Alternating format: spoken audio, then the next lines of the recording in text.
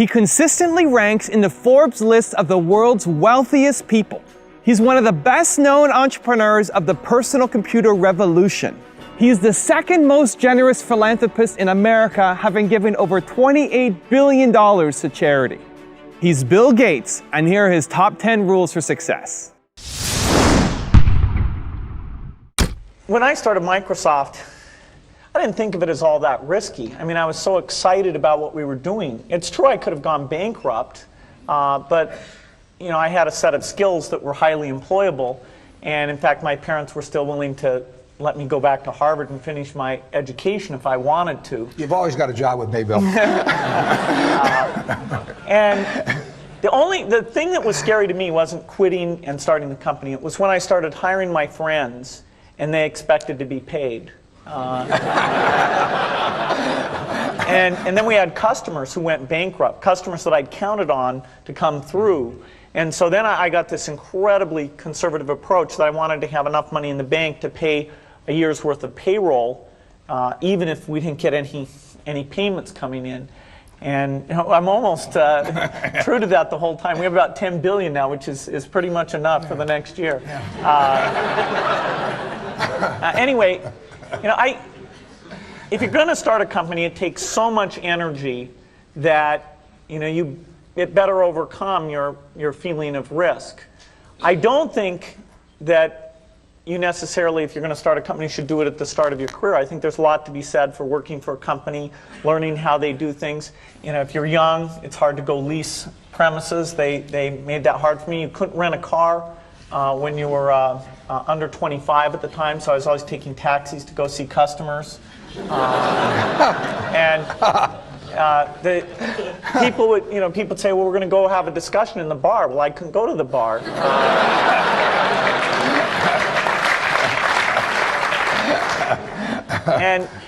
But that's fun, because I'll tell you, when people are first skeptical and they think, oh, this kid doesn't know anything, then when you show them you've really got a good product and you know something, they actually tend to go overboard and they think, whoa, they know a lot. Let's really do an incredible amount with these people. So our youth, at least in this country, was a huge asset for us once we reached a certain threshold. It's hard to hire older people because they'll be a little bit conservative about whether they should come and take the risk. And it took 3 or 4 years before we could go out into the normal sort of employment pool. But those problems that come with starting a firm, you better think of those as part of the pleasure, part of the challenge that is part of the excitement. I want to thank Harvard for this honor. I'll be changing my job next year, and it will be nice to finally have a college degree on my resume. I applaud the graduates for taking a much more direct route to your degrees.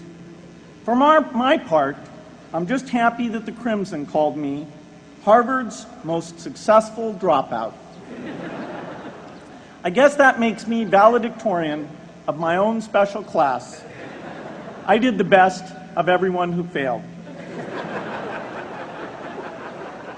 But I also want to be recognized as the guy who got Steve Ballmer to drop out of business school.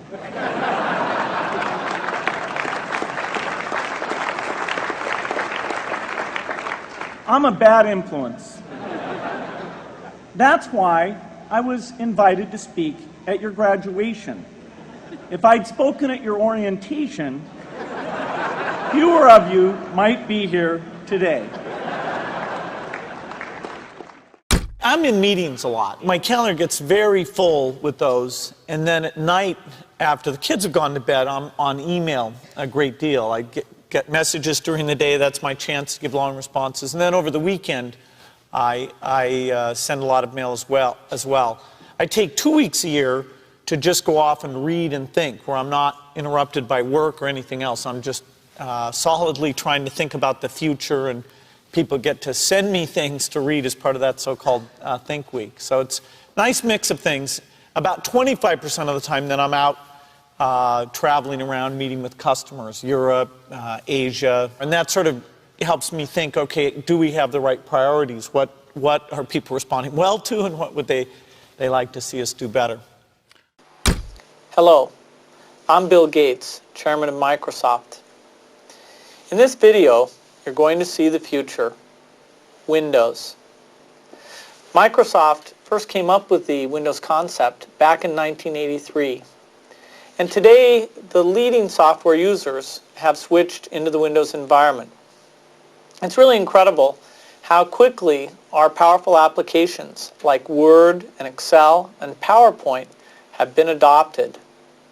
It's not just Microsoft applications. Even companies like WordPerfect and Lotus have now come out with Windows applications. And every week we see new innovative work. It's really attracting all the innovation in the industry. We predicted this a long time ago, and now it's the future. The key point there is you've got to enjoy what you do every day. And for me, that's working with very smart people. It's working on new problems. You know, every time we think, hey, we've had a little bit of success, we're pretty careful not to dwell on it too much because the bar gets raised. I love bridge. Bridge helps you think. It's a game you can play your entire life and keep getting better and better. I think anybody who's good at bridge is going to be great at a lot of things. So I really encourage people to get involved, and I want to thank the people who've put things together for juniors. They'll be thanking you the rest of their life because bridge is such a great sport. I talked to my dad, I talked to Warren, I talked to my wife Melinda.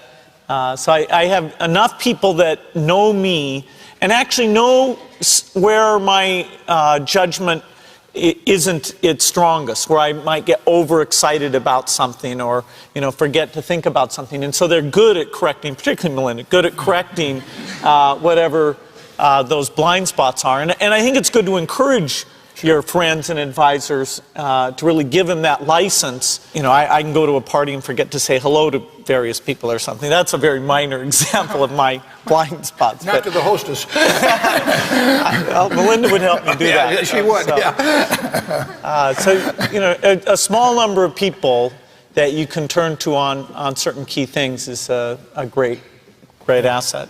My best business decisions really have to do with picking people. Deciding to go into partnership with Paul Allen is probably at the top of the list. And then subsequently hiring a friend, Steve Ballmer. And having somebody who you totally trust, who's totally committed, who shares your vision and yet has a little bit different set of skills, and also acts as a check on you. Some of the ideas you come up with, you run by them because they're going to say, hey, wait a minute. Have you thought about this and that? And just, the benefit of sparking off of somebody who's got that kind of brilliance, it's not only made it fun, but it's really led to a lot of success. So picking a partner is crucial. I had one habit that I developed when I was at college that was actually a very bad habit, which was I like to show people that I didn't do any work and that I didn't go to classes and I didn't care. And then at the very last minute, like 2 days before the test, I'd get serious about it. And people thought that was funny. That was my positioning, the guy who did nothing until the last minute. Then when I went into business, that was a really bad habit. And it took me a couple of years to get over that. Nobody praised me because I would do things at the last minute, and I tried to reverse to students I didn't think that highly of, who were always organized and had things done on time. I'm still working on it, but procrastination is not a good habit. Bill can change clothes in the car. So I'm going to challenge Bill Gates, my partner at Facebook, Sheryl Sandberg, and Netflix's founder and CEO, Reed Hastings.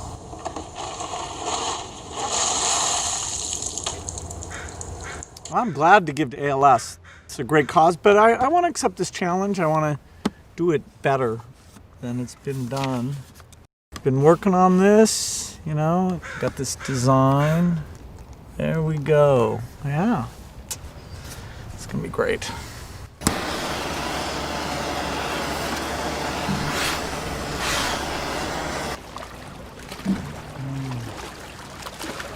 I'm here to join the people bringing attention to Lou Gehrig's disease by taking the ALS Ice Bucket Challenge. I'm going to challenge 3 more people: Elon Musk, Ryan Seacrest, and Chris Anderson of TED. Consider yourself challenged. You have 24 hours. Good luck.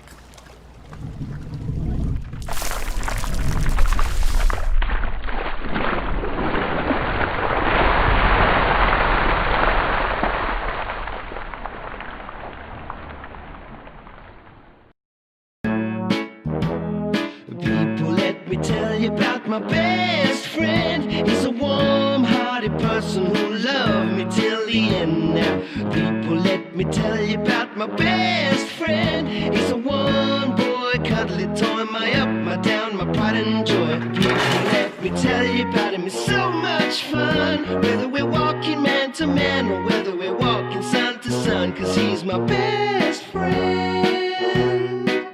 Yeah, he's my best friend. La la, ba da da da ya, ba da da ya, ba da da ya. Is it true that you can leap over a chair from a standing position? It depends on the size of the chair. I'll cheat a little bit. Yes!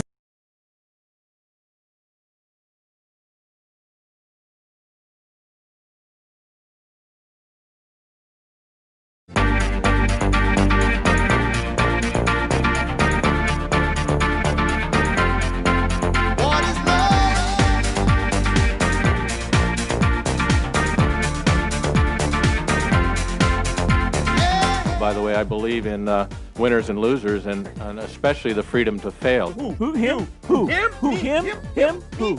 Me? No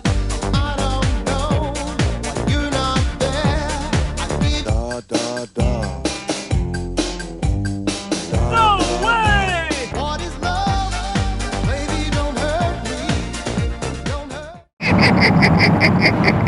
Oh, behave.